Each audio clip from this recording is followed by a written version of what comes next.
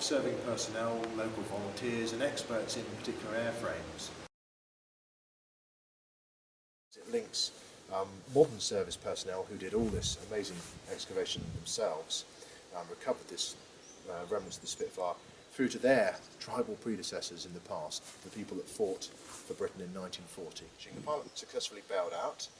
And this is one of the switches that he will have had to have pulled on to escape the cockpit. This is the thing that released the canopy. So he'll have turned that. It's probably the last thing he touched when he bailed out of the Spitfire. Another really important facet for us was the story about people, and in particular that of the pilot in this instance, a chap called Paul Balian.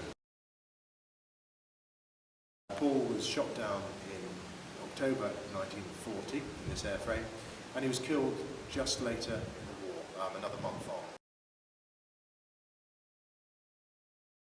All the aircraft components will eventually go to Paul's school, Ratcliffe College in Northampton, where the school children are building a one-to-one replica of this particular Spitfire in commemoration of their old boy that flew and gave his life in the Battle of Britain. One exception is anything connected with the pilot itself. So those will go to the pilot's daughter, Rosemary, who was present when we did the excavation, which was a huge treat. Rosemary never met her father because he was killed slightly later on in 1940. So this was very poignant for her.